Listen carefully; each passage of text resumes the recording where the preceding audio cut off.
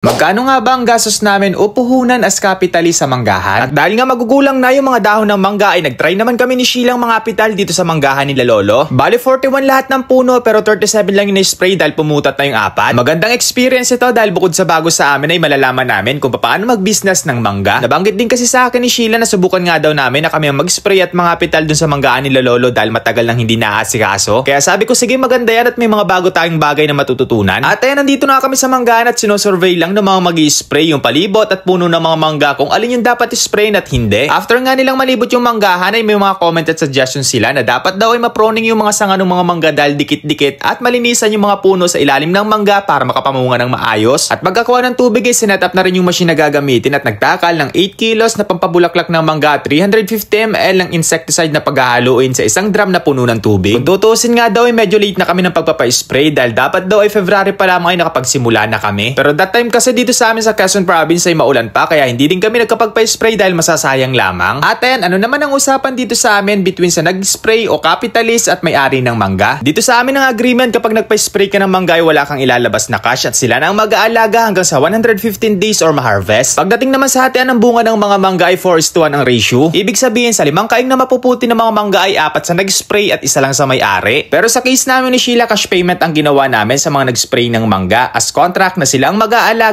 simula pagpapa-spray ng pampabulaklak, insecticide twice a month or kapag kinakailangan hanggang sa ma-harvest. Bali, ang hindi lang kasama sa contract ay yung pamumuti ng bunga ng mangga. Nagkasundo naman kami sa kanilang presyo na 15,000 pesos na may terms of payment na 2 give, 7,500 kapag nagsimula sila at 7,500 kapag malapit ng mag-harvest or huling pag-spray nila. Pagdating naman sa 1 bag or 50 kilos ng pampabulaklak ng mangga ay nagkakahalaga ng 2,500 pesos at 2 insecticide na 800 pesos ang isa. Bali, ang estimated na insecticide na magagamit dito hanggang makapag-harvest ay 6 bottles kaya bibili pa kami ng 4 after 10 days kapag malapit na mag-spray ng insecticide. At nakakatatlong puno pa lang kami ng na-spray ay bigla namang umulan kaya pinatigil muna namin pagkaubos ng isang drum dahil diretso ang pagdilim ng mga ulap. Kinabukasan nga habang naghihintay kami dito sa daan ng mag-spray ng mangga ay nagpastol muna kami nung kalabaw namin ni Sheila. Maya-maya nga ay dumating na rin sila kaya tinali muna ni Mama Arlene. Medyo delikado sa daan dahil matapang yung kalabaw namin. At lahat-lahat magkano na nga ba nagagastos natin? Sa ngayon may total expense na tayo na 11,600 pesos. Ito yung actual na gastos natin na kalahati ng contract na 7,500 pesos at yung insecticide at pampabulaklak na 4,100 pesos. Overall, ang estimated namin na magagastos hanggang sa makapag-harvest ay 27,300 pesos. 15,000 para sa contract, 7,300 pesos para sa insecticide at pampabulaklak at 5,000 pesos na estimated gastos sa pag-harvest. Kasama na rito yung kaing na gagamitin na lagayan ng mangga, labor ng mag-harvest at mga miscellaneous. At habang nagpapahinga kami, in-explain sa akin ni Sir Alfredo na ganito ang itsura ng sanga ng mabilis at magandang mamulaklak. At ganito naman yung itsura na medyo alanganin na may matilo sa gitna. Ganito naman ang mga dahon ng isang puno ng mangga na putat na. Hindi ko alam kung ganito rin ang tawag sa ibang lugar pero ito yung case ng isang puno ng mangga na kahit spray natin ay hindi na mamumulaklak at bubunga. Nangyayari ito kapag sobrang gulang na ng mga dahon at hindi natin na-spray ng pampabulaklak kaya dahon ang lumalabas. Kaya nga sabi sa atin nung nag-i-spray medyo na late ng araw tayo. Bali sayang din yung 4 na puno na nagputat sa atin at next cycle na ng pag-i-spray ng pampabulaklak natin sila mapapakinabangan. At time check 10:30 na kaya nagpahinga at nagmerienda muna kami. Sa ngayon tapos na kami dun sa kabilang side na 60 na kapuno kaya naglipat kami dito sa tabi ng kalsada dahil may 6 na puno pa dito ng mangga. Medyo mabilis ang proseso nila ng pag-i-spray dito sa manggahan dahil hindi pa ganun kataas yung mga puno ng mangga. Sa isang drum 4 na puno yun i-spray nila kaya kulang talaga ang isang timpla. 11:22 pa lang naman kaya sabi nila magtitimpla pa sila ng kalating drum para matapos yung 2 puno dito at makalipat na sila dun sa may tabi ng bahay. Out of curiosity na rin bilang matagal na sila sa industriya ng pagninegosyo ng mangga ay natanong ko kung magkano yung possible income just in case man yung 37 na kapuno na na-spray nila ay bubunga ng maganda. Pinakamahina or lowest amount na pwede daw natin kitain dito ay 100,000